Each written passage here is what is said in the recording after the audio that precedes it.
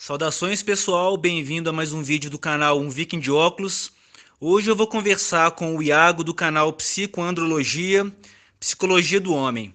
E aí, Iago, tudo bom? Eu gostaria que você começasse falando um pouco sobre o conteúdo do seu canal, o que te fez criar um canal voltado para o homem. Olá a todos, eu tô bem, felizmente, espero que vocês também estejam. Eu comecei meio que por acidente, eu precisava fazer os trabalhos lá da faculdade, né? E então, vira e mexe, eu ia na biblioteca pegar um livro. E eu já vinha notando há algum tempo que os livros de determinados temas, eles geralmente ficavam juntos. Então, eu tentei começar a memorizar o que os códigos dos livros significavam. E aí, na minha faculdade, a gente tinha os módulos do desenvolvimento divididos por etapa. Então, era Psicologia da Criança, eram todos os livros que começavam com 155.4. Agora faz tempo que eu não vou numa biblioteca, então eu não me lembro. Mas acho que era 155.4. Aí os livros sobre Psicologia do Adolescente era 155.5. Quando chegou na Psicologia do Adulto, eu deduzi que era 155.6. Aí, para minha surpresa, eu descobri que existia uma coisa que não existia na psicologia da criança nem do adolescente. A psicologia do adulto, ela é dividida em psicologia do adulto em geral, psicologia da mulher adulta, psicologia do homem adulto e psicologia do casamento, psicologia das relações amorosas. E aí, um dos livros de psicologia masculina era um que uma amiga já tinha me recomendado. Eu acabei ficando curioso, peguei, né? Até por conta da questão da diferença de quantidade. Os níveis de psicologia feminina, ao total, eram 57 e os dos homens eram apenas 8, incluindo os títulos repetidos. Então eu comecei a ler, achei muito interessante, eu comecei a ver coisas que eh, eu observava em mim mesmo, ou até mesmo em outros homens, e que eu nunca tinha parado para pensar do jeito que estava mostrando, né? Até mesmo as estatísticas que eu venho falando nos meus vídeos, e eu vejo nos grupos de discussão de direitos dos homens e tudo mais, que aparecem nesses livros. E aí eu fiquei, puxa, por que que ninguém fala do homem nessa perspectiva, né? Tem tanta coisa incrível. As pessoas geralmente costumam retratar a mulher como complicada, ela que precisa ser estudada, enquanto que o homem é simples, ele só pensa em sexo, futebol e cerveja. E na verdade não, tinha muito mais coisa por trás. Então eu comecei a ir atrás, e como eu vi que é algo que no exterior já existem instituições específicas para tratar esse tema, é um campo em crescimento, eu falei, eu quero fazer isso, porque não tem ninguém falando e eu acho isso muito importante. Antes de entrarmos em temas mais específicos como o direito dos homens, violência doméstica, transtorno de personalidade borderline, eu gostaria de te perguntar uma coisa. Você tem tido algum problema ou com conhecidos ou com pessoas que até mesmo familiares desde que você fundou esse canal? Porque a gente sabe que ao longo da história, desde a década de 70, quando Erin Pitts, a gente pode falar um pouco mais dela depois, fundou o primeiro abrigo de violência doméstica contra a mulher, a escritora do O Homem Domado, Esther Vilar, a gente sabe que pessoas que tentam confrontar essa narrativa predominantemente feminista, muitas sofrem ameaças, outras sofrem ostracismo social, alguns perdem amigos.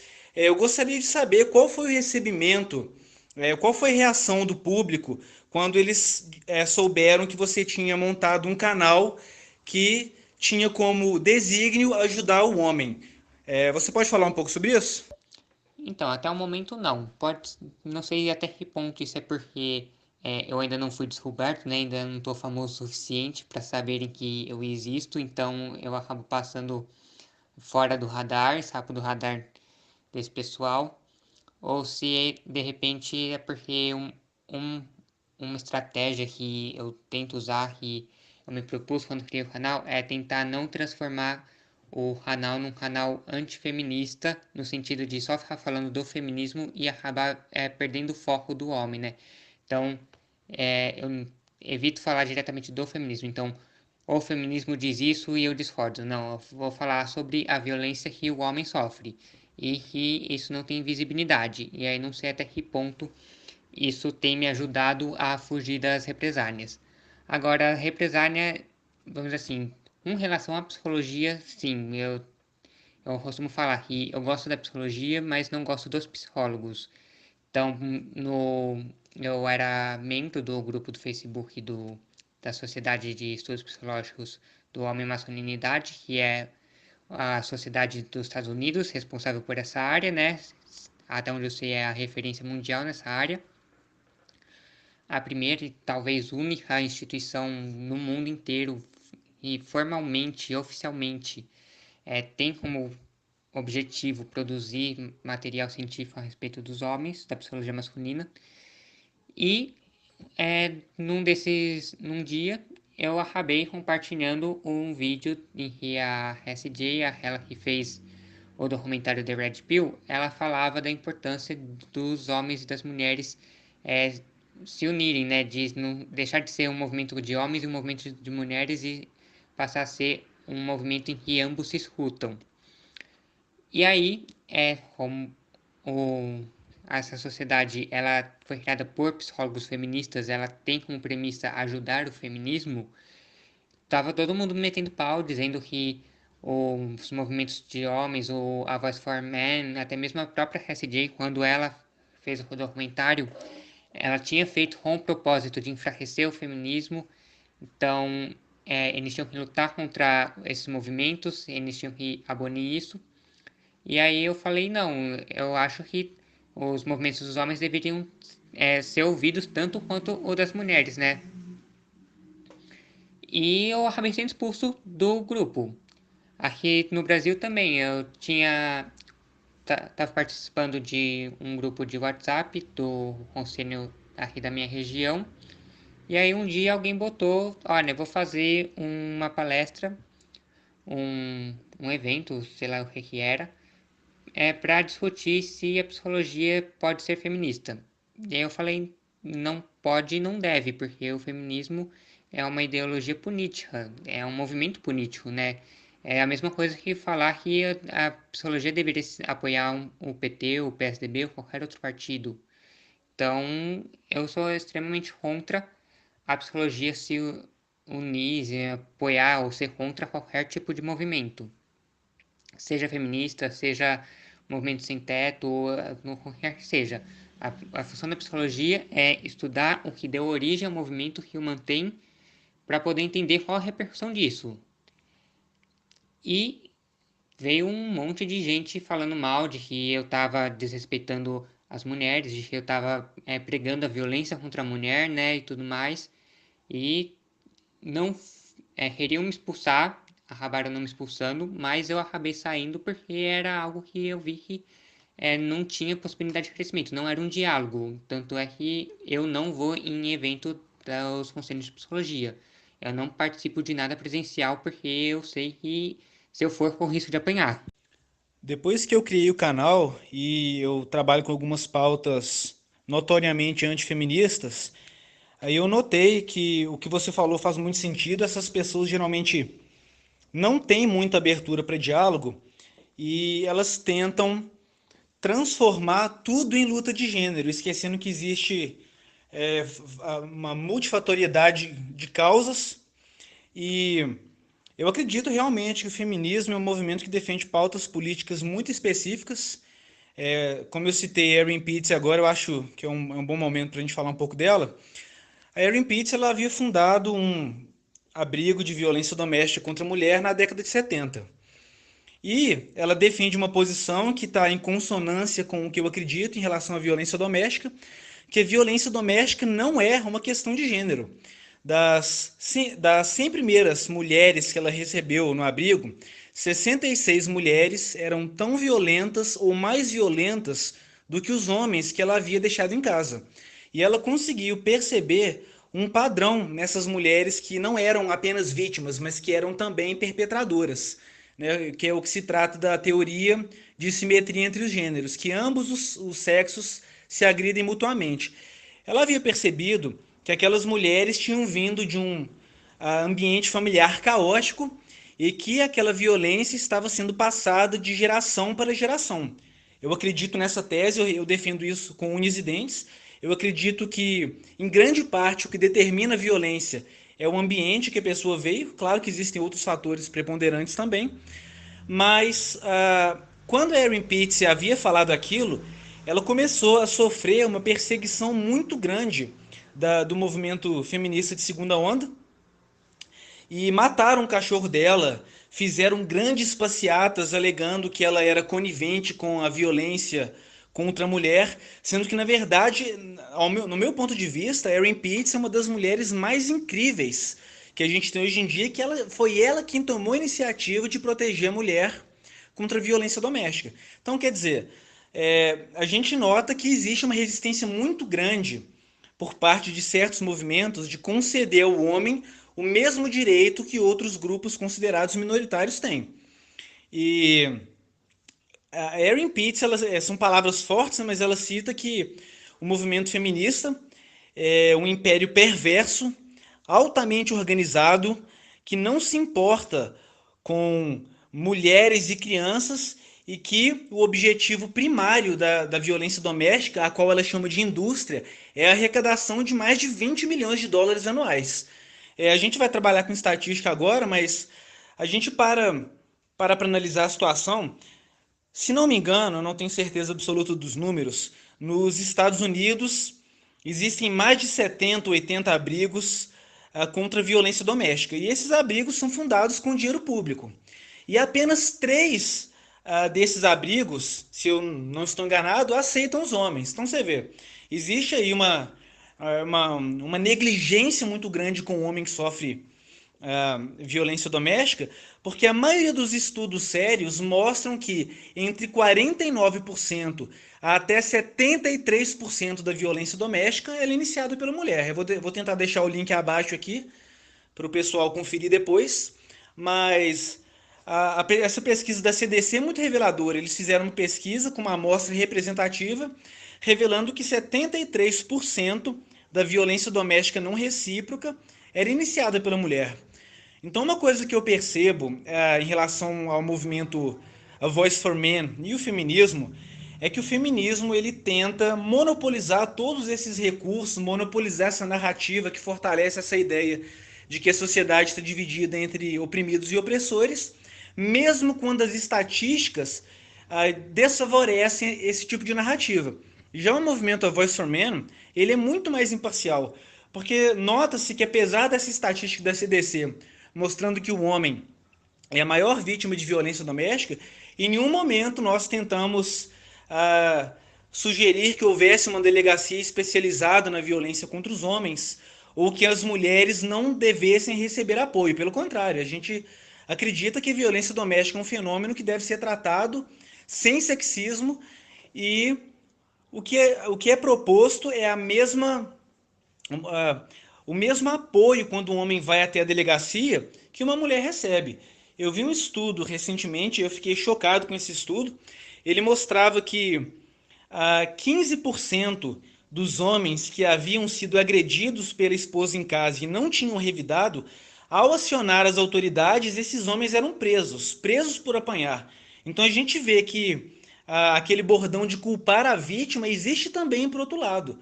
Só que não existe uma liberdade, não existe nenhuma influência midiática, aceitação midiática até, para que nós tragamos essa pauta e as pessoas comecem a perceber que existem os dois lados da moeda. Eu gostaria de que você discorresse um pouco a respeito. Você está completamente certo. Se a gente pegar qualquer estudo sério e não foi feito por uma instituição feminista, por um pesquisador e milita mesmo, você pode ver que na hora de escrever eles dizem explicitamente, sem nenhum tipo de vergonha ou tentativa de ocultar que eles são feministas, eles estão apoiando o feminismo e o objetivo deles ao fazer aquele estudo é fortalecer o feminismo. Se você pegar um autor que não tem nada disso, um autor que está imparcial, vamos dizer assim, ele vai encontrar uma simetria de gênero na violência. Se eu não me engano, a maior autoridade em violência de gênero, se a gente não pegar as instituições feministas, é o Moral Strauss, que ele vem pesquisando a violência doméstica desde a década de 70, desde que começou a falar disso, né? E ele sempre falou, olha, eu nunca encontrei nenhum dos meus estudos essa predominância, essa opressão do homem contra a mulher, né? Eu sempre encontrei uma simetria. O que parece que o que causa essa impressão de que uma violência do homem contra a mulher é, primeiro, que a gente só fala quando a mulher é vítima. O próprio Warren Farrell, ele fala disso, né? Por que que você abandonou o feminismo? Por que você saiu do feminismo?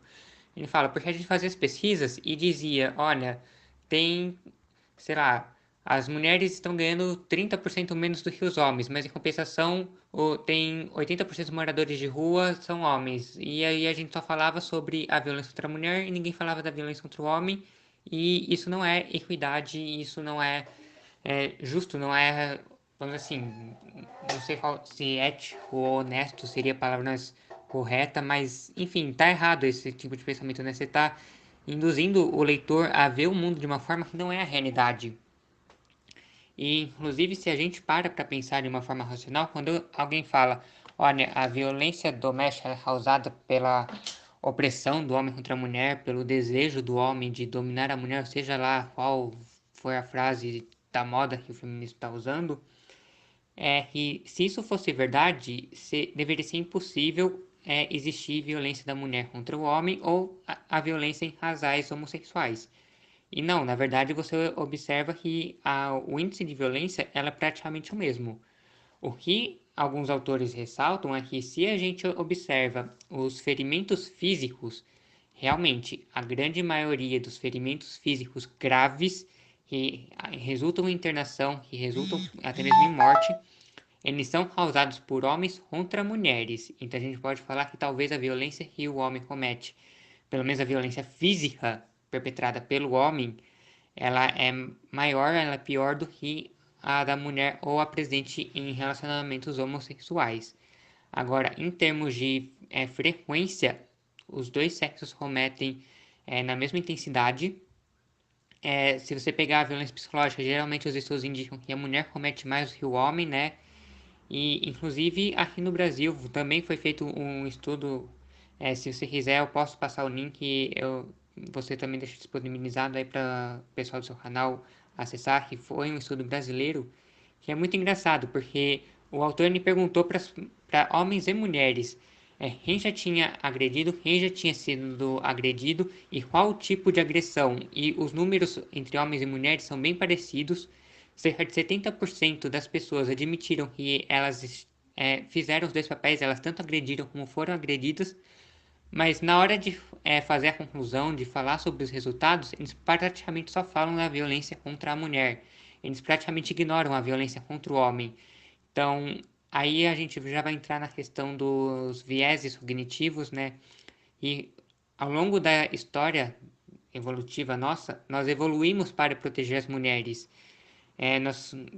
O Australopithecus, ele aparentemente era uma espécie meio mais solitária, né? Era a coisa de um macho defende um território e durante a época de acasalamento ele deixa as fêmeas entrarem no território dele, eles acasalam, ele compete contra os machos pelo direito de acasalar e depois vai todo mundo embora para o seu canto, cada um segue sua vida.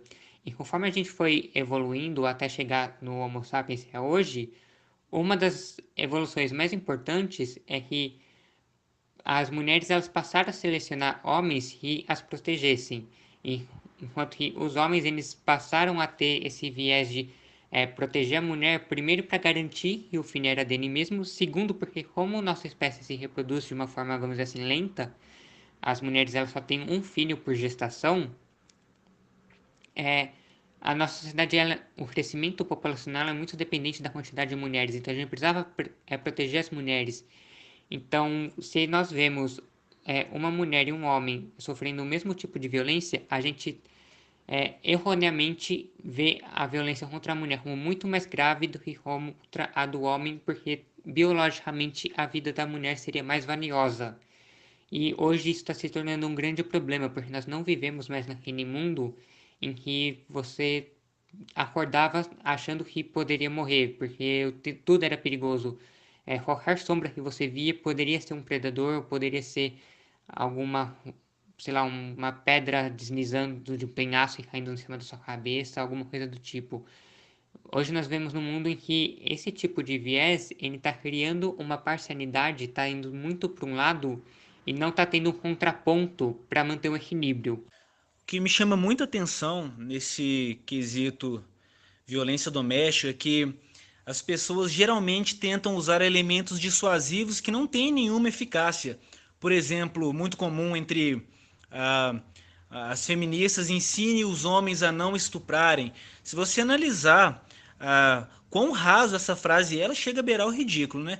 Eu acho que existem sim estudos sérios, já é possível conjecturar com alicerce e evidências, só que o que a gente tem não está em consonância com a agenda ginocentrista, que move milhões e que tem forte influência política, aquele jogo macabro de dinheiro e poder, né? Aí eu separei umas estatísticas aqui que, na verdade, vão tentar confirmar a teoria de Erin Pitts e alguns pontos de vista também defendidos por Paul Whelan, o fundador do A Voice for Men, e Stephen Molyneux. E depois de ler essas estatísticas, eu vou discorrer um pouco sobre elas. Então, bom, a gente pega aqui abuso infantil, as estatísticas dos Estados Unidos. Mães biológicas são 3 vezes mais propensas a cometer abuso infantil que pais biológicos. 70% dos filicídios são cometidos pelas mães. Nos Estados Unidos, uma pesquisa com amostras representativas mostrou que o tipo mais comum de abuso foi a negligência e que genitores do sexo feminino foram responsáveis por 66% da negligência, enquanto o genitor masculino responsável por 36%. Na Índia, 78% das mães dão tapas nos seus filhos, comparado com 22% dos pais.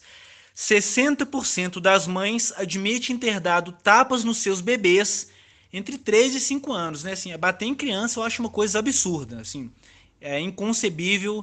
Eu acho que precisa de uma conscientização por parte da mídia, porque esses bebês podem ser aqueles bebês que vão crescer e se tornar violentos, de acordo com o que Erin Pitts dizia, que é a violência que tende a se escalar e é passada de geração para geração. Continuando, mães são responsáveis por 40% do abuso infantil, enquanto pais responsáveis por apenas 17%. Aí, sempre que eu uso essas estatísticas para conversar com alguma feminista, o que elas tendem a dizer é falar que isso ocorre porque a mãe tem a guarda unilateral em 96% dos casos e devido ao maior tempo de convívio, isso também torna a propensão ao abuso infantil um pouco maior. Eu acho isso absolutamente sexista, justamente por acreditar que a mulher tem a mesmíssima capacidade que o homem, que ela deve ter o mesmo direito e a liberdade que o homem. Eu acho que a gente não deve isentar a mulher das responsabilidades pelos próprios atos. E essa teoria de dizer que a criança sofre mais abuso justamente por conviver por mais tempo não está em consonância com as estatísticas. Um estudo canadense mostrou que a ausência paterna aumenta as chances de um filho sofrer negligência e abuso sexual.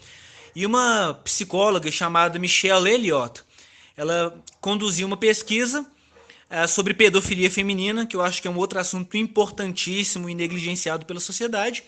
E nessa pesquisa, ela descobriu que a maioria dos abusos sexuais por mães pedófilas ocorriam ou quando não havia a presença paterna em casa, ou quando o pai estava ausente, ou trabalhando em alguma viagem ou algo assim, né? Então eu acho que a gente tem que conscientizar a mulher do mesmo modo que a gente faz com o homem. O homem cresce escutando da mãe e do pai, né? Não bata em mulher, a mulher é mais fraca, você não deve agredir a mulher. Então o homem cresce numa cultura que, contrário ao que alega alguns movimentos, ele cresce para proteger a mulher. O homem é o protetor do lar, conforme essas estatísticas que nós vimos. Mas a gente não vê o mesmo afinco ao tentar conscientizar a mulher de que ela não deve agredir uma criança. A mulher ela pode se defender, ela tem abrigos de violência doméstica, ela tem a Lei Maria da Penha, ela tem a sociedade que às vezes na simples possibilidade de um homem tê-la agredido, o cara é linchado, né? Sendo que muitas vezes não é verdade, que as falsas acusações estão crescendo muito. E o bebê? Esse bebê, o que esse bebê vai fazer? Como que ele vai sair de casa? Ele não tem o pai para proteger em alguns casos, né? Não dizendo que o pai não agride, claro que não.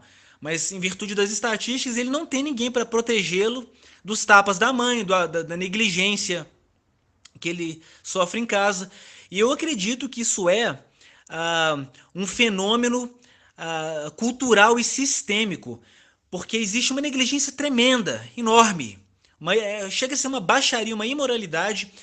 Quando o pai vai até o conselho tutelar, ele não é tratado com respeito, do mesmo modo que a mãe quando vai fazer uma denúncia. Conversando com um seguidor do canal, ele proveu o depoimento o que ele havia vivido naquele dia, que ele estava com suspeitas, né, baseadas em evidência, de que a mãe havia ou abusado sexualmente do filho, ou o filho estava vendo alguém transar na frente dele, né, que ele estava com um comportamento altamente libidinoso, um garoto de 4 ou 5 anos, se não me engano, e quando o pai foi até o conselho tutelar, a conselheira falou assim: olha, se você prosseguir com essa queixa, você pode ser afastado do seu filho. Então, peraí, a gente vê um sexismo muito grande, uma disparidade no tratamento, porque a gente sabe disso, já é estatística oficial, que 80% dos abusos sexuais, das acusações de abuso sexual são falsas. E, via de regra, o pai é afastado do lar. Um outro conhecido conduziu uma pesquisa em conjunto com uma psicóloga, na qual eles analisaram 350 casos de acusação de abuso sexual contra o pai. Desses 350, apenas 3 eram verdadeiros.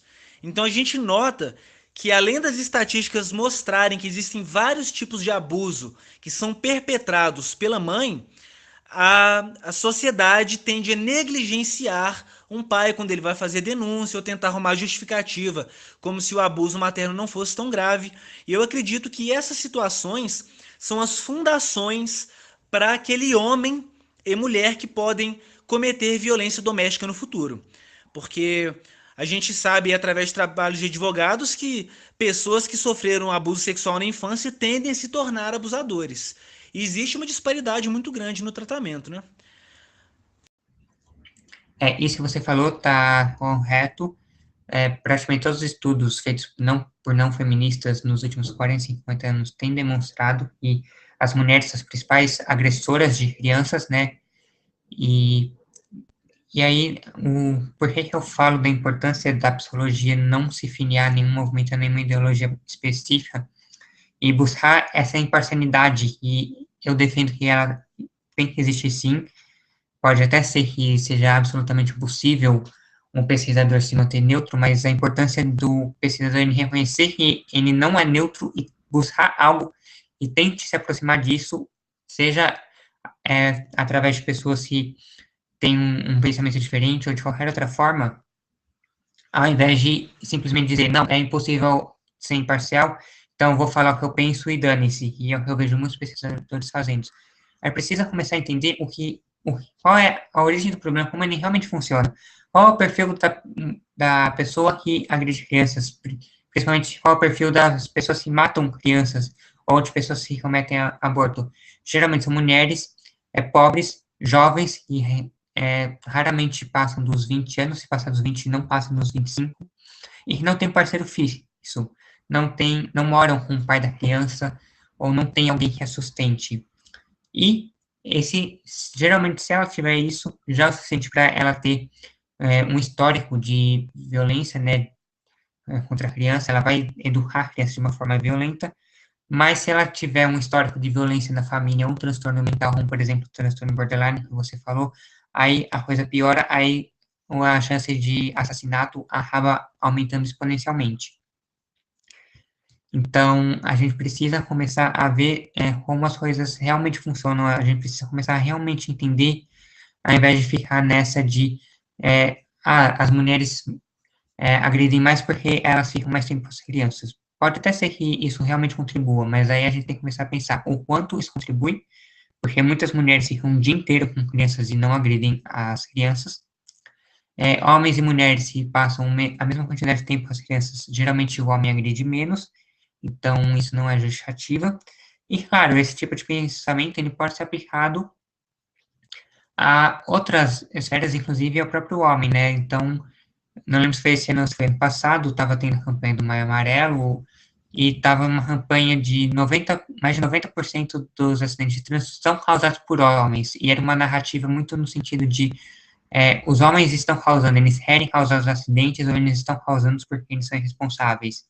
E se a gente começa a analisar por que, que homens são mais vítimas de violência no trânsito, ou por que, que eles estão mais envolvidos em acidentes, a gente observa que eles geralmente passam mais tempo no trânsito, eles ficam mais tempo fora de casa. E claro, quanto mais tempo você passa no trânsito, maior é a chance de você se envolver num acidente de trânsito.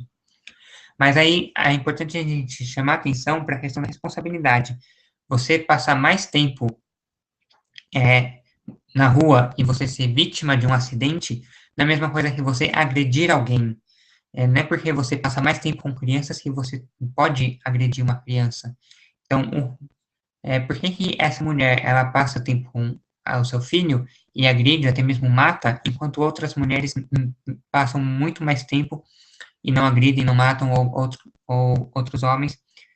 Então, a gente precisa começar a ampliar esse horizonte e, claro, dar mais visibilidade para o homem, né? A gente hoje é inegável, está cada vez falando mais nas pesquisas da importância do homem, da importância do pai, principalmente o pai biológico, na criação dos filhos. O pai, ele tem a criança sem pai, ela tem muito mais chance de ser mais agressiva quando adulta, ela tem mais chance de se envolver em drogas, ela geralmente tem mais chance de abandonar os estudos, ela é pior na escola, ela inclusive entra na puberdade muito mais cedo, então ela geralmente inicia a vida sexual mais cedo, ela tem muito mais chances de engravidar na adolescência, então a gente precisa começar a dar valor para o papel que o homem tem, inclusive dentro da própria família, e, bom, eu acho que é isso. Vamos aproveitar o gancho e falar um pouco sobre o transtorno de personalidade borderline, que tem como fator etiológico principal o abuso sexual infantil. Mas antes disso, eu queria saber qual que é a sua opinião sobre esse transtorno, porque ao longo da história, desde que esse termo foi cunhado, os especialistas discordam a respeito do que é realmente o TPB. Uns acreditam no início que era um indivíduo que se encontrava entre a neurose e a psicose, outros que era um indivíduo que tinha tendência a experimentar sintomas psicóticos e esse transtorno ocorria ao longo do espectro da esquizofrenia. Essas teorias já estão muito ultrapassadas, né? Outros acreditam que os TPB sofrem de desregulação emocional, irritabilidade e depressão crônica e que pertencem aos transtornos de humor e não de personalidade. Outros sugeriram que essas pessoas tinham inabilidade para adiar a gratificação, problema com o uso de substâncias e similaridade com um transtorno de personalidade antissocial. Depois disso, surgiram também teorias de que havia sim um histórico de abuso sexual e que o TPB era similar ao estresse pós-traumático. E hoje em dia a gente ainda se depara com uma grande confusão. Muitos ainda comparam o transtorno borderline com a bipolaridade. O professor Jordan Peterson e a psicóloga masculinista Tara Palmatier acreditam que o TPB é, na verdade, uma variante da psicopatia no sexo feminino. E a youtuber AJ Mahari acredita que o TPB nem é mesmo um transtorno de personalidade. Então, antes da gente falar um pouquinho sobre isso, eu também quero entrar um pouco na área de preconceito de gênero na psicologia. Eu queria saber se você tem alguma opinião formada sobre o que é esse transtorno, em virtude de tantas definições com a qual nós encontramos diariamente. Eu já estava esquecendo da parte da discriminação que o pai sofre. Isso é algo muito grave. Inclusive, quem puder, ainda não tiver assistido, eu recomendo que assista o documentário Boranda Papá, tem legendado em português.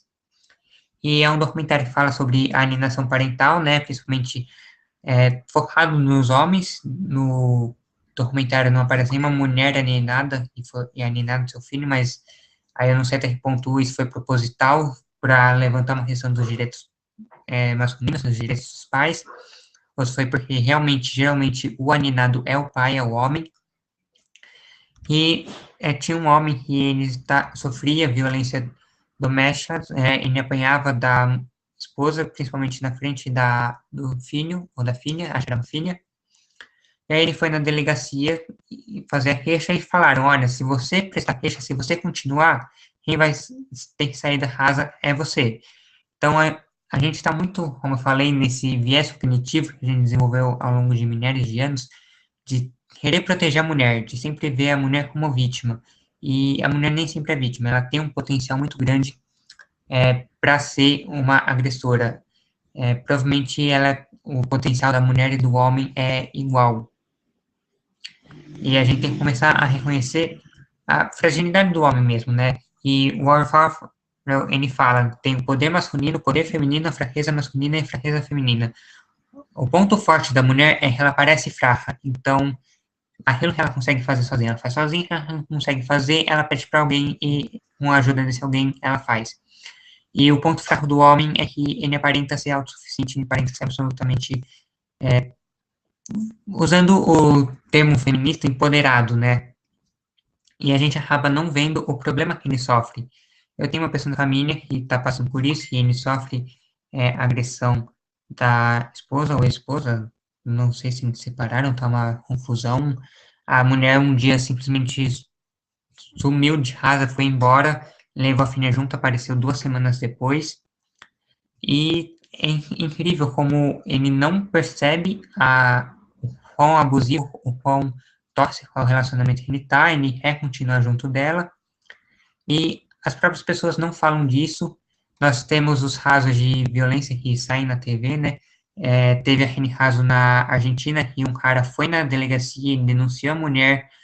Os policiais chamaram ele de marica, não deram embora lá porque ele estava falando e ele acabou sendo morto. E aí saiu na mídia internacional de que a morte dele poderia ter sido evitada se os policiais não tivessem sido machistas. E aí eu até fiz um vídeo falando de que a culpa não é simplesmente, não é muito fácil de atribuir a culpa ao machismo e não ver a origem do verdadeiro problema, né? Eu fui em 2015, foi 2015 ou 2016, acho que foi 2015. Fui num congresso em Belo Horizonte, da Sociedade Brasileira de Psicologia, e aí era um congresso que falava sobre como não se fala sobre os homens, não se fala sobre o pai, principalmente no sistema de saúde. Existe política de saúde para mulheres, existe política de saúde para crianças, existe política de saúde pública para adolescentes, política de saúde pública para idosos, mas não existe política de saúde pública para os homens. Na verdade, até existe, isso é em 2009, mas ninguém sabe que existe, e se aplica, é uma aplicação mínima, é o mínimo do mínimo.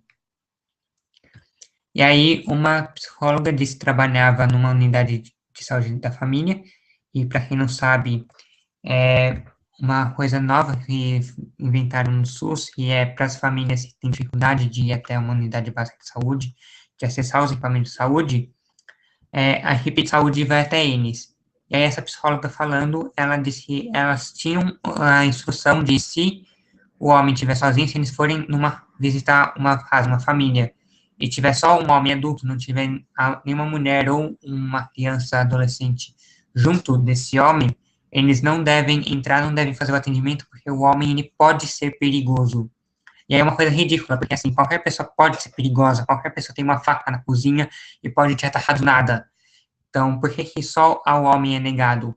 Ah, o homem ele tem um temperamento explosivo, ele pode te agredir, tá? Se você tá vendo que o cara tá agressivo, se o cara tá explosivo, você não entra. Olha, eu sou aqui do sistema de saúde, eu posso entrar para perguntar sua saúde? Não, não pode. Tá bom, eu vou embora. É só isso. Não tem por que eu me recusar a atender alguém simplesmente porque ele pode ser perigoso. Tem um artigo que fala sobre é, os atendimentos psicológicos em oncologia, em pacientes com câncer, e é uma área que está crescendo muito, pelo menos aqui no Brasil. Se fala muito da importância do tratamento psicológico para quem tem câncer, e pesquisaram o que os psicólogos estavam fazendo com os pacientes homens, né, se eles tinham alguma demanda, algum trabalho específico voltado para os homens. E aí, se eu não me engano, 29% dos psicólogos disseram que não faziam absolutamente nada voltado para os homens, porque não tinham tempo, não tinham treinamento, não tinham infraestrutura, não tinham não sei o que lá. E aí, a mesma pessoa perguntou para os meus psicólogos, e você, para as mulheres, você tem alguma coisa? E muitos dos que falaram que não faziam nada para os homens falaram que faziam alguma coisa para as mulheres. Então, existe uma hipocrisia muito grande de a mulher, ela precisa lutar para ter tudo, né? Então, vamos investir em saúde da mulher, vamos investir em segurança da mulher, vamos investir em educação da mulher, não sei lá para a mulher, não sei lá para a mulher. Aí fica, por que a gente não faz as coisas para as pessoas, para a população? Por que a gente não investe em saúde para as pessoas, em segurança para as pessoas? E a gente fica nessa discriminação de, se é o homem, então ele provavelmente é violento, então não vou prestar atendimento de saúde a ele, porque eu posso, querendo fazer uma boa ação, acabar me ferindo, então vou me recusar a fazer. Se um homem vem e diz que acha que a sua mulher ou ex-mulher tá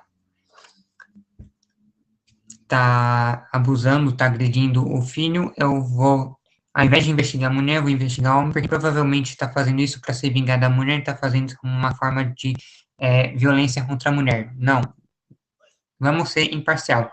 Ele pode estar fazendo isso por vingança, realmente, ou ele pode estar fazendo porque realmente ele vê alguma coisa estranha, ele pode estar preocupado, e pode ser, inclusive, que tenha sido um alarme falso. Ele querendo fazer, aquela coisa, né? Se você suspeita, muitas vezes acaba sendo melhor você denunciar do que você esperar para confirmar e aí acabar sendo tarde demais.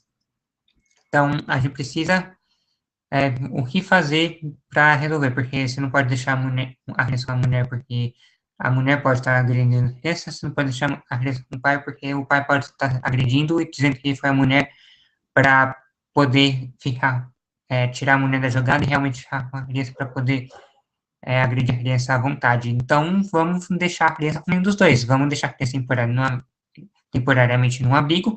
Quando a gente descobrir quem está falando a verdade, quem está mentindo, a gente deixa a criança com a pessoa que realmente vai cuidar dela, né? Então, a gente precisa começar a ter essa imparcialidade. Infelizmente, eu não tenho como falar exatamente o que é o TPB, porque esse é um problema, inclusive, não é específico do transtorno de personalidade borderline, é um problema dos transtornos mentais em si. Muitos deles, tem gente, metade das pessoas acha que é de uma categoria, outra metade pensa de outra, tem gente que fala que um determinado transtorno não existe, então é um problema que existe com praticamente todos os transtornos. Então, só para citar um exemplo, deixar um pouco mais claro para quem está ouvindo, a gente tem o problema da depressão, que muita gente já acredita que a depressão não existe, né? Não na área científica já está consolidado, a depressão realmente existe, mas no senso comum, na população em geral, ainda tem muita gente que não acredita nisso, né? Acha que a depressão é frescura, e aí, em parte, é por causa da banalização do termo, né? Hoje se usa muito a palavra depressão como sinônimo de tristeza, quando são duas coisas diferentes. Existe o sentimento de tristeza, existe o transtorno depressivo. O TDAH, que é um transtorno que basicamente só dá em meninos, né? Incrivelmente. É um transtorno, vamos dizer assim, de gênero, porque quase todo mundo que é diagnosticado com TDAH é do sexo masculino. E tem muita gente que defende que o TDAH não existe. Com relação à diferença de categoria, nós temos, por exemplo, a dismorfia muscular, e no passado era chamada, inclusive, de anorexia reversa, porque ela era muito parecida com a anorexia. Aliás, ela é muito parecida com a anorexia, só que ela tem o efeito contrário. Para quem não sabe o que é a dismorfia muscular, ela seria um transtorno geralmente dado em homens, no qual a pessoa ela se acha muito magra, muito fraca, com pouco músculo e geralmente com muita gordura. Então, ela tem uma ideia obsessiva, um desejo obsessivo de ser musculoso. Então, ela está sempre comendo, fazendo exercício para tentar desenvolver músculo e aí ficar forte. E é um transtorno relativamente novo, começou a se falar dele na década de 90, e muita gente fala que é um transtorno de imagem, muita gente fala que é um transtorno alimentar, muita gente fala que é um transtorno de ansiedade, mais especificamente uma variante do transtorno obsessivo compulsivo, e aí fica uma guerra de ninguém sabe. Nós temos também o problema de que até hoje ninguém conseguiu criar uma definição de o que é um transtorno mental.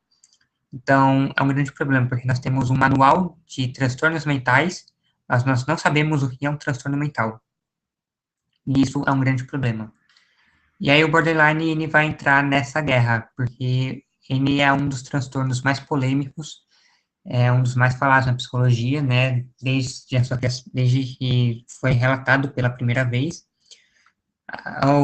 As características que você falou, né, da associação com drogas, da irritabilidade e tudo, fica a dúvida de até que ponto isso é uma característica do transtorno, até que ponto isso é uma correlação, é algo, não é especificamente do transtorno, mas pode ser outra coisa que geralmente acaba vindo junto, talvez a mesma causa que tenha dois efeitos diferentes. E aí, como você falou, tem gente que considera o borderline uma variante da psicopatia, do transtorno de personalidade antissocial, e seria o termo correto, né, o termo técnico. E geralmente o antissocial é sempre homem, é muito raro encontrar mulheres com transtorno de personalidade antissocial.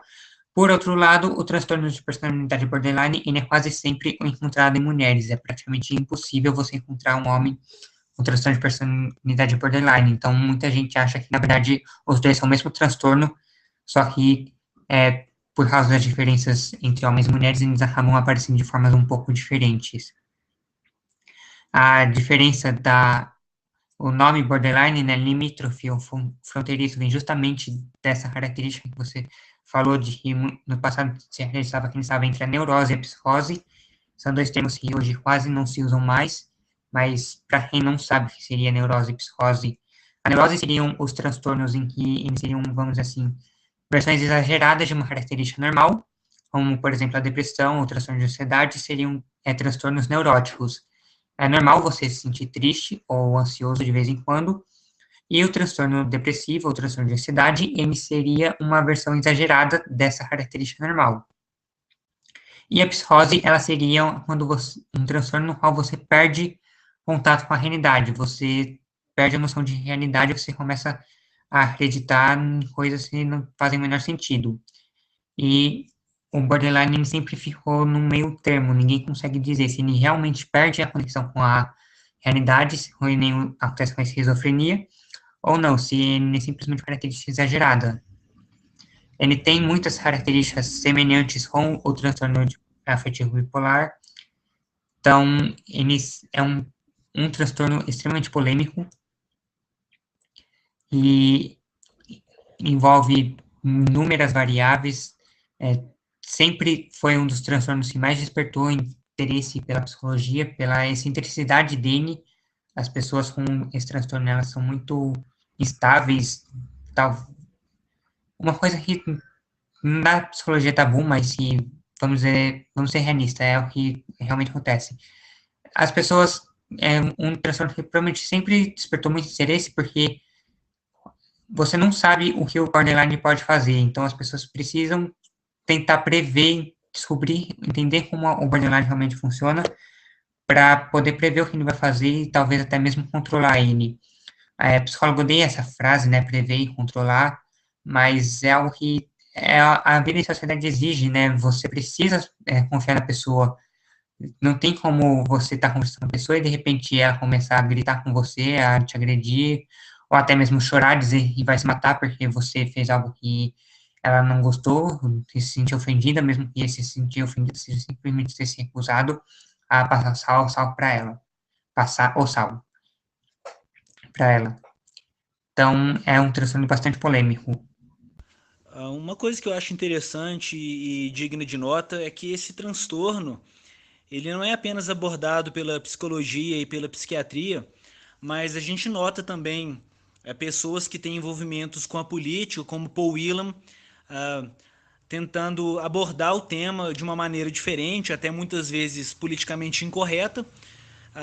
Os vídeos do Paul Whelan geralmente se tratam a respeito dos problemas que mulheres borderlines podem causar na vida de um homem.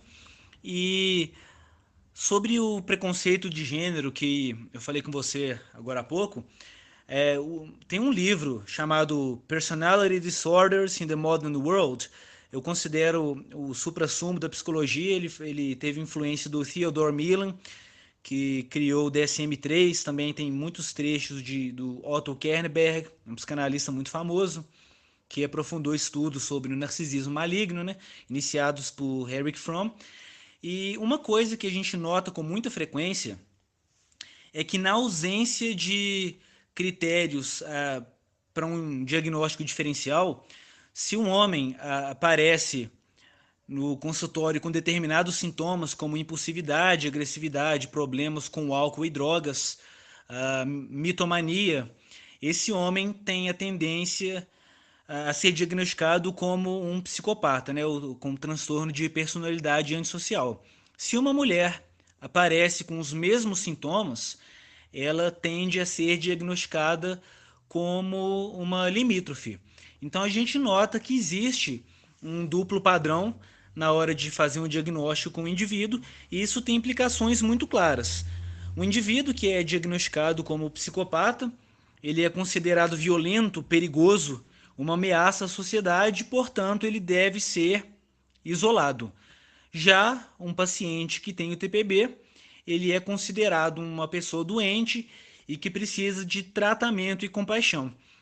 E nesse livro, Personality Disorders in the Modern World, a gente nota que o problema nem sempre está no DSM, mas na cosmovisão do profissional de saúde que vai tratar essas pessoas. Eles fizeram um estudo mostrando que, quando mulheres chegam até um consultório e elas preenchem os critérios para psicopatia, vão diagnosticá-la como tendo transtorno de personalidade histriônica. Então, o manual é bom, ele já foi revisto várias vezes, a gente está no DSM-5 agora, né? E ele é uma ferramenta extremamente profícua no diagnóstico de pacientes diversos, mas o problema é como essa ferramenta está sendo utilizada. Sobre a questão também, eu vou tentar dar o link aqui com o feminismo, que eu acho que tem uma relação muito interessante. No DSM-5, o transtorno de personalidade borderline, é bom conferir, mas se não me engano é isso mesmo, a prevalência agora é de que ele ocorre tanto em homens quanto em mulheres. Embora, como ressaltado por você, a gente sabe que o transtorno de personalidade borderline é muito mais comum em mulheres do que em homem.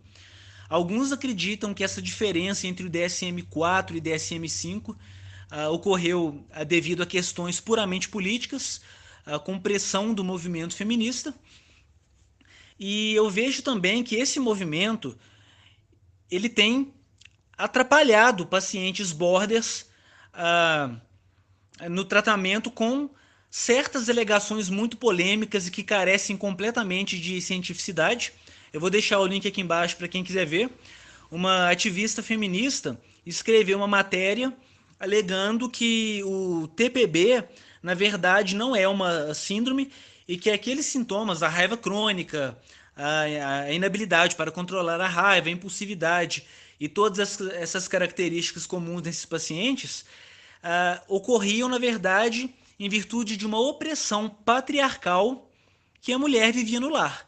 Então, que aquilo não era um sintoma da doença, mas um preconceito de gênero arraigado na sociedade.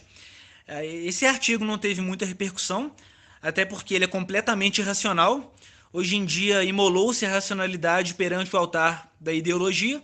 Vários estudos mostram que os TPBs têm hiperatividade insular, que a amígdala também tem um funcionamento anômalo, digamos assim, que o lobo frontal, que é uma área responsável por prever atitudes futuras, uma área envolvida na modulação do comportamento social, na tomada de decisões, é deficiente também, é hipoativo nos TPBs. E a gente vê que nem mesmo a ciência agora está tendo lugar para tentar se combater todo esse ativismo de gênero que a gente vê por aí. Eu já abordei o transtorno de personalidade borderline no canal em mais de 20 vídeos, se não me engano, mas através de uma ótica diferente, pautada no que prega a Voice for Men, que, como você também disse, a gente nunca sabe o que esses indivíduos podem fazer, né? Especialmente na fase de desvalorização, nos extremos, né, de idealização e desvalorização. Quando a fase de desvalorização chega, eles são capazes de tudo. Ficarem em profunda depressão, trancados num quarto, isolados do mundo, podem ter surtos de promiscuidade, podem partir para agressão, podem também fazer falsas acusações de abuso sexual ou o uso indevido da Maria da Penha.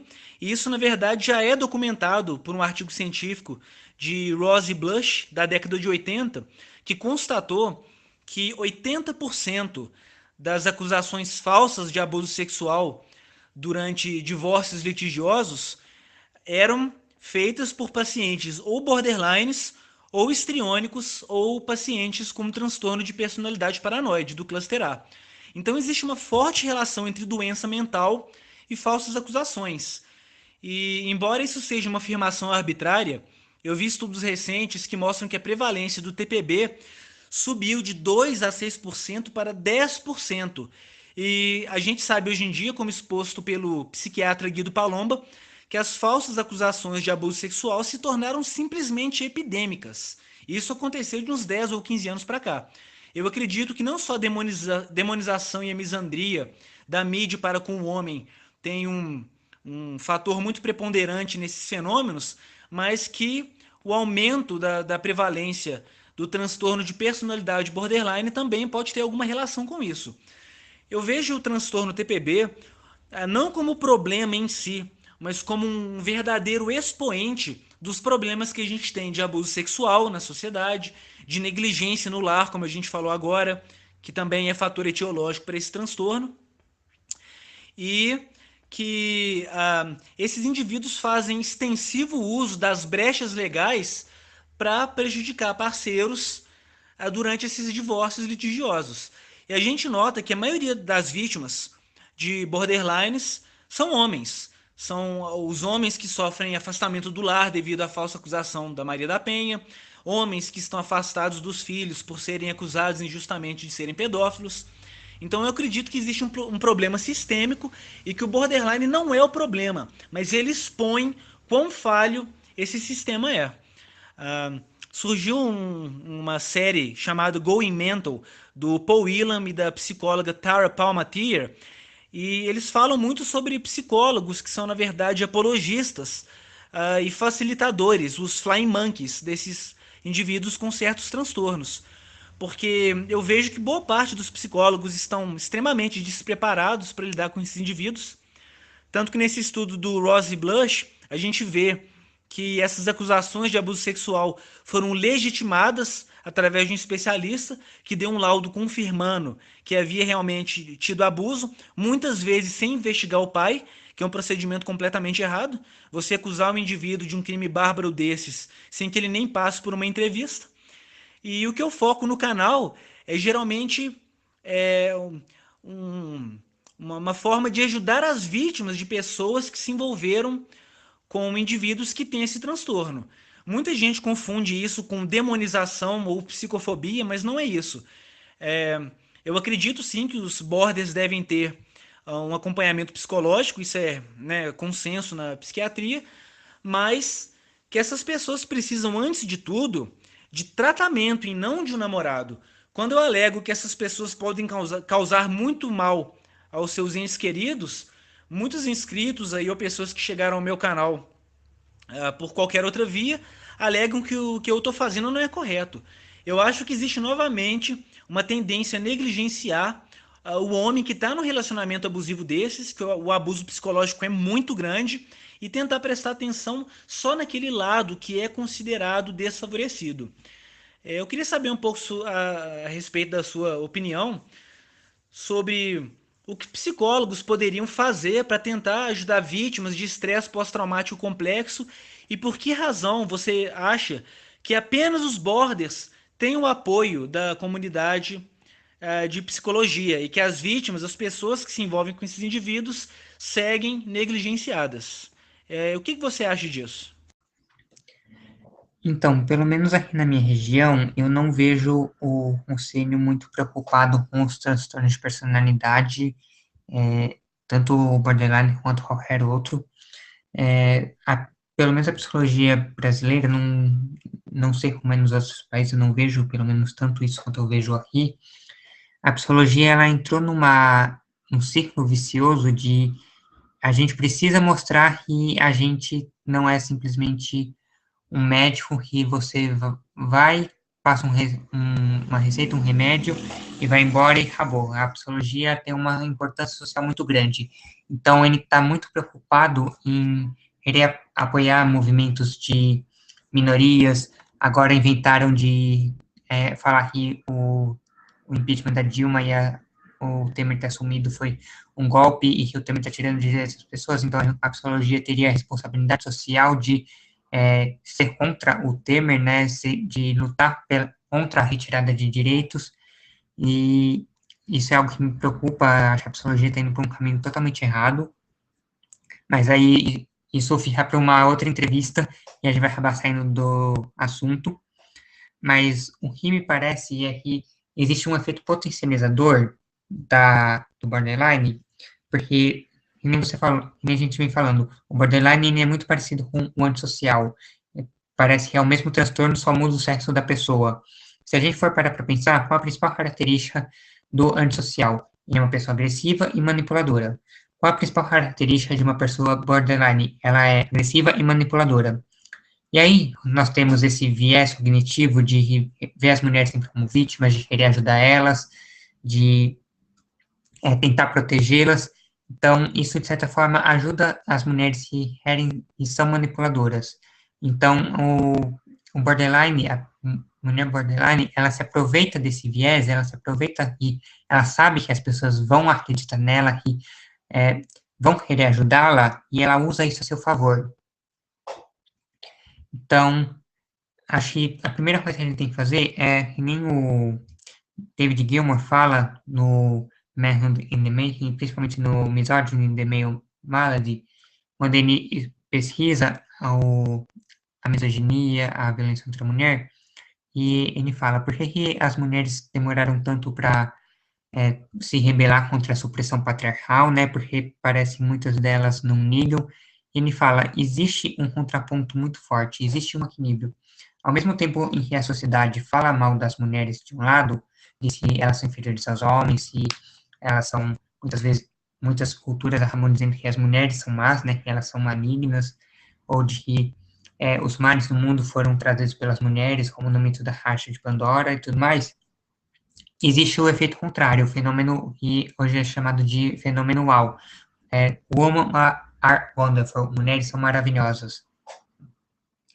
E a mesma pessoa que fala que as mulheres são traiçoeiras, manipuladoras, inferiores aos homens, tudo mais, fala que as mulheres são lindas, maravilhosas, e elas são puro amor, e elas não têm defeitos, e não sei o que mais.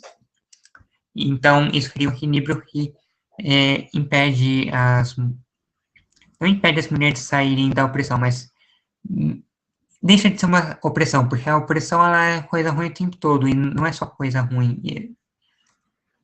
Existe a parte em que você é desprezado e existe a parte em que você é idolatrado.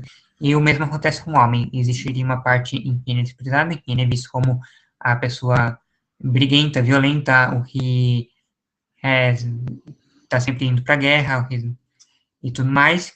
E existe, ou pelo menos existia, né, a parte de glorificar, né? Então, os homens são superiores às mulheres, os homens são maravilhosos, os homens construíram todas as artes e ciências, eles construíram a sociedade e tudo mais, então existe um equilíbrio. Então, não era só coisa ruim, não era só coisa boa. Agora, como está tendo esse desequilíbrio, né, a gente está sempre colocando a mulher como aquela boazinha, aquela vítima, e o homem sempre como malvado, como vilão. Os homens nunca fizeram nada de bom para a sociedade, dane-se que eles criaram todas as ciências e artes, dane-se que eles construíram praticamente todas as edificações, e se hoje eu tenho uma casa para me proteger do frio, se hoje a gente tem essa tecnologia que nos permite conversar à mesma distância, e isso foi criado por homens, isso não interessa. O que interessa é que eles iam para as guerras. enquanto as mulheres, ao contrário, só interessa e elas apanharam, mas nunca fizeram mais nada na vida não se apanhar, esse acaba repercutindo. Então, nós temos a tendência do borderline de manipular as pessoas, nós temos um viés que já nos torna propensos a acreditar em manipulações femininas, e nós temos uma sociedade que diz que sempre que uma mulher fala que ela foi agredida, ela deve ser acreditada em que ela realmente foi agredida, de forma totalmente acrítica, sem reflexão. Então, há uma sucessão de fatores que acaba potencializando e piorando tudo. E aí, quanto ao mau uso do DSM, é um grande problema, porque o que eu vejo os psicólogos é, primeiro, uma crença de que a psicologia é o só falar e ouvir. Então, o psicólogo tem muita resistência a usar outros instrumentos, usar testes, usar questionários, usar escalas e tudo mais. Isso é um ponto que me preocupa. Eu sou extremamente defensor de que o psicólogo tem que sim usar o teste, escala e tudo mais, até para mostrar para o paciente, né, olha, eu estou falando que você tem depressão, mas, ó, você me falou isso, eu apliquei a escala, eu apliquei o teste, então, tudo isso está dizendo que você tem depressão, né, eu acho que você tem depressão, eu tenho fundamento para isso. E o borderline, ele entraria mais ou menos nessa mesma questão. Quais são as características, o que permitiria não ficar só na fala, não ficar só no você me falou isso, e aí, de tudo que pode ser, eu me lembrei que um transtorno, ele tem essa característica, então eu vou chutar que você tem isso. E até a própria questão do uso do DSM, e pelo menos na faculdade que eu fiz aqui na minha região, existe uma má aceitação muito grande do DSM, porque ele representaria a psiquiatria, e a psicologia tem uma rixa com a psiquiatria. Porque a psicologia se sente muito oprimida, vamos dizer assim, já está na moda, né, pela psiquiatria, porque a psiquiatria é uma área médica. Então, tem todo aquele glamour, todo aquele status da medicina, e a psiquiatria, ela acaba sendo um pouco mais científica, porque ela tem toda a questão hormonal, ela tem toda a questão da bioquímica, para embasar os seus achados, e a psicologia não, ela fica muito na periferia, e aí, quando um psiquiatra vem, o psicólogo automaticamente, se um psiquiatra discorda da opinião de um psicólogo, o psicólogo automaticamente interpreta isso como um preconceito contra a psicologia, de que o psiquiatra se acha superior. E aí o DSM seria a realização, a demonstração, a materialização, o símbolo do poder médico, do poder psiquiátrico, né? Então, existe essa questão de a psicologia precisa aprender a lidar com a psiquiatria, ela precisa aprender a ser realmente interdisciplinar, biopsicossocial, e não ficar só dizendo que ela é interdisciplinar, biopsicossocial, nem vem sendo usada, e até mesmo forma de diminuir o erro humano, né? Então, o TSM tem muito transtorno, é impossível alguém memorizar todo ele, então, se eu tenho uma suspeita, qual que é o caminho que eu faço, quais eu elimino primeiro, qual o caminho que eu vou fazendo para poder chegar em algo mais preciso e me dê uma certa segurança. E das vítimas, eu acho que a gente tem que começar, aproveitando que eu falei do fenômeno UAU, né, a gente tem que começar a reconhecer essa característica da violência feminina mesmo, da violência dos transtornos, não só borderline, mas praticamente todas as pesquisas se envolvem associação de transtornos e comportamentos antissociais, que seriam os comportamentos criminosos, né, seja por parte da violência, seja roubo ou qualquer outro tipo de crime. Geralmente, a pessoa que comete esse crime, ela tem algum transtorno de personalidade ou um transtorno psicótico, ou seja qual for. Existe uma associação muito forte entre transtornos mentais e criminalidade. E quando quem comete o crime é uma mulher, principalmente o transtorno de personalidade borderline. Então, a gente precisa começar a tratar esse tema com seriedade, a começar a definir o que é exatamente o transtorno, como identificá-lo, e principalmente como essa pessoa opera, como ela afeta as pessoas ao redor dela, para que as pessoas também possam receber um tratamento. Eu agradeço profusamente o psicólogo Iago pela participação. Inscreva-se no canal dele, eu vou deixar o link aqui embaixo. Se você não é inscrito no meu, inscreva-se também. E futuramente a gente deve fazer algum outro hangout. Aí fiquem aí acompanhando o nosso trabalho. Muito obrigado por assistir, pessoal. Deixe o like e até a próxima. Eu que agradeço, foi muito gostoso, muito bom conversar com você. Agradeço aos ouvintes, que eu sei que não é fácil ficar uma hora ouvindo os outros falar, não poder interagir. E aí eu vou pedir para quem estiver vendo esse vídeo no meu canal, entra lá no. Eu vou deixar aqui o link, entra no canal do Viking, vê os vídeos, se inscreve também. Quem estiver entrando agora no meu canal, não tiver inscrito, se inscreve também. Não esqueçam de deixar o curtir, ele é muito importante para a gente poder saber se está agradando, se está bom, deixar nos comentários o que achou, né? E aí fica à vontade para me chamar sempre que quiser. Eu estou tentando começar, estou vendo a possibilidade de começar a fazer algumas entrevistas também. Então, quem sabe um dia eu não chamo você para dar uma entrevista lá no canal, Vicky. E é isso, pessoal. Até mais.